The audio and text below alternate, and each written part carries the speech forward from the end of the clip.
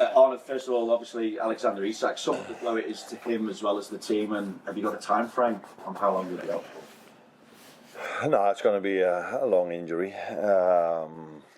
for a couple of months.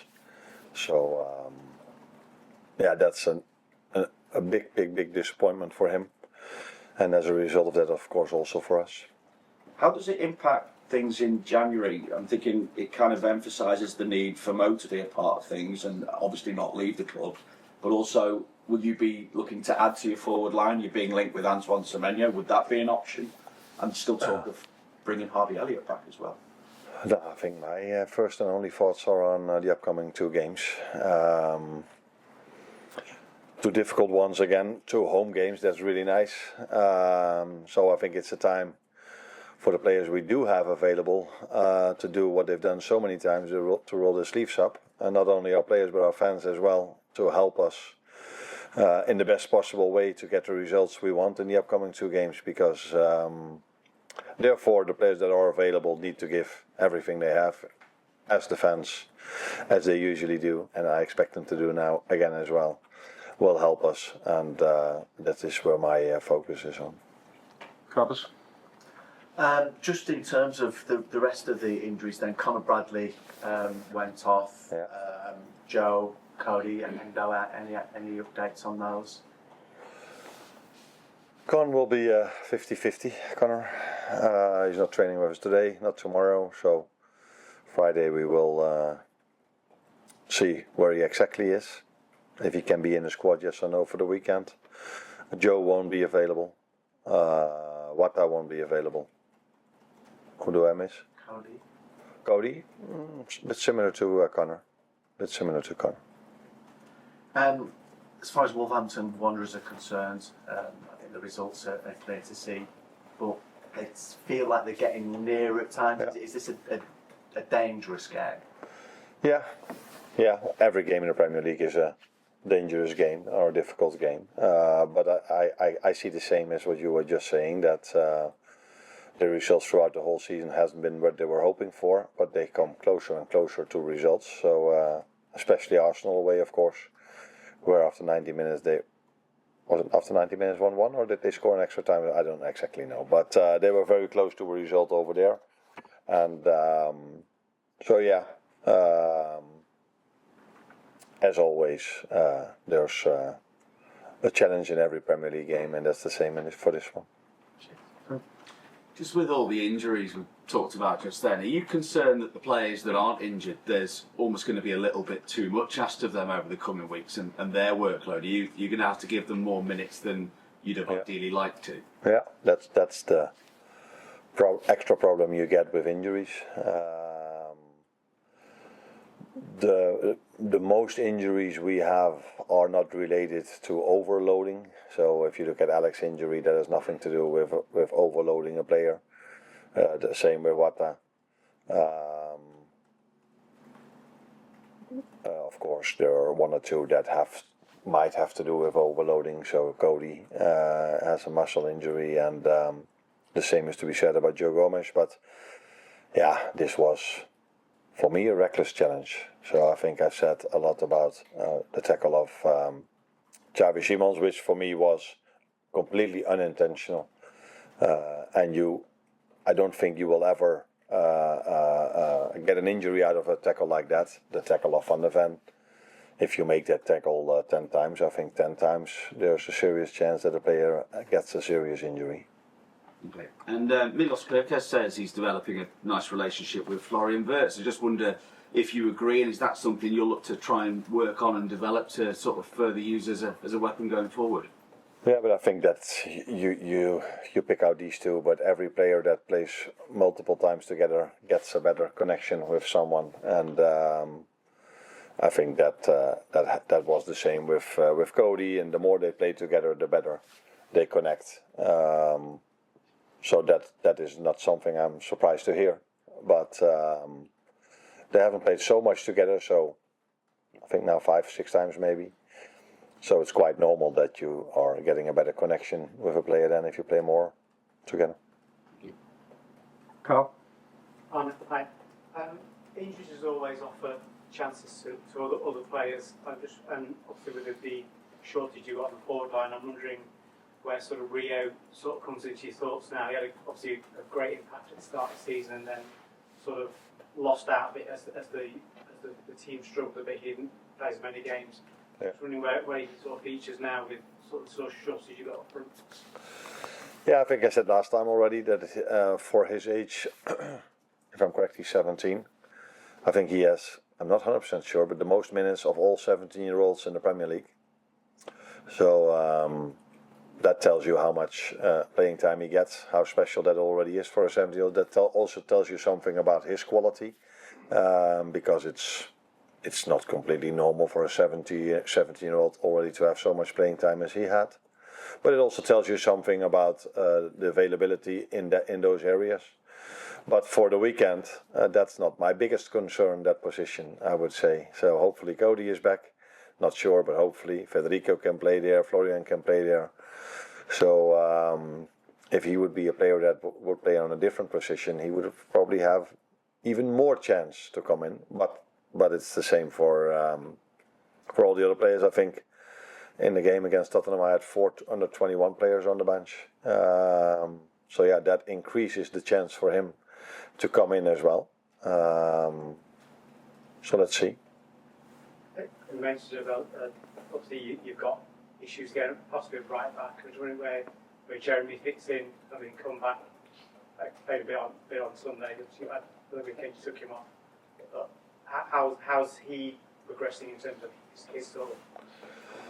No, in the weekend he was on a maximum of 30 minutes because he's been out for quite long. But yeah, sometimes I think he's able to start this weekend if I make that decision. And sometimes situations change, so you need to take a bit more risk than you would maybe usually do if everyone was available. So that's what I mean. The players that are available have to roll their sleeves up, including our fans, to get the best possible chance of a good outcome in the upcoming 2 games. And that's for him the same as the others. Why I took him off had, of course, nothing to do with an injury. That had to do with not being down to 10 when you have to defend a set piece, because we already had to defend a set piece with 10 men, and you know the outcome. We conceded. So that's why we decided to bring Federico. Would definitely come in, but the idea was for someone else. But I didn't want to go down to 10 men in that moment. Hi Arne, you had already a question about Milos, but moreover, the left back position is basically the only position where you have 2 men available, and Milos played 3 league games for 90 minutes recently, and he had cramps and knocks, difficulty in his life. So, do you consider him as a starter, or maybe you can give some rest to him? I rested him during the week against Inter Milan, so he started indeed 3 times in the league, but against Inter Milan Robertson started, and indeed I also see that even when I rest him during the week, he struggles to find the end of the game, and which is not a surprise to me, but it's indeed what's happening. Let's see, there are quite a lot of days in between Tottenham and this one, and we're going to train today again, so let's see where everybody is. And I haven't made up my lineup. Usually we have the press conference 1 day before the game, but now it's 2 weeks before the game, so no, 4 or 5 days before, so I don't know what the lineup is going to look like. Thank you. And just back on Harvey, have you explored the possibility of bringing him back, or will you explore it? No, Harvey is an Aston Villa player, and he supposed to be going there for a season. So, and any questions about him? The best thing to ask is in Villa, but they are doing really well, by the way. Just on Hugo, obviously, I mean, he's had quite the start to the season. How impressive have you been with him, but also what more will you ask of him now over the coming weeks? And Still, he needs to get stronger, but he's already became stronger. I don't think he changed a lot in all his offensive qualities. I've said he's fast. He can score a goal. He gets great footwork. He gets dribbling skills. So he has so much in his locker, I think is the way you say it. But his biggest thing to improve is not. I think he's adjusted to the Premier League now. Now he has to not only adjust but make sure with his physique, how fast he is, he can become also physically outstanding, and that's where he's working on really hard. I think same with him, by the way. In the last 2, 3, 4 minutes, he was very, very, very tired in the Tottenham game as well. So I see this more often, but that is maybe also because so many of the same players constantly have to play. There's hardly any rest for them. So I have to give all of them a lot of compliments that they constantly can bring what they are bringing, playing so many games, hardly any rest, because we don't have so many chances to rotate. And every single time they fight from the first second till the last. And Hugo is one of them. Just on Alex, obviously it's been a tough first season for him here. He's trying to get up to speed, and then he had the groin problem earlier on. How much support do you think he's going to need to help him get through this? And are you still confident he can play a part in the back end of the season? Yeah, the last thing I am. So yeah, and the first thing, yeah, it's been a really challenging and difficult period for him. I think you join a new club. Usually, when you join a new club, he was very excited, of course, as well. But you want to show immediately all the qualities you have. But that was simply impossible. Maybe no one understands, but if you haven't trained for 3 or 4 months on a serious level with the team, and you are playing in this league, you're not playing in I don't know where, but in this league you need to be on top of your game to impact a game of football, and that took, which we all knew, months before we could bring him there, because there was no preseason. There were games, no time to, hardly any time to train. So we always knew that it would take him time, and that's why it's such so much. He's so unlucky that he's now injured, because I think we all saw with his goal against West Ham, with this goal, that he got closer and closer to the player he was last season at Newcastle. But yeah. But it's check as well. Is Florian okay? Yeah. Was that just cramp? Yeah. Yeah. Another example of a player that has to play a lot, and is adjusting better and better and better to the Premier League. But in an ideal world, maybe I could have rested him a little bit more. But okay, he will be there for us again on Saturday. Touched on conceding of the set piece goal. You haven't scored many this season either. Is that something you're really focusing on at the moment? Because the record hasn't been great this season on both sides of it, really. We're not focusing on that at this moment. We are so focused on that. I am so focused on and since I'm here as well, but I know the importance of set pieces. It gets more and more and more and more and more. That's why we are so annoyed by our current record, because it's impossible to play top 4, top 5 with our set piece balance, let alone winning the league. So we're the only team in the top end of the table that has a negative set piece balance. All the others are positive set piece balance, and we're not only negative, we're -8.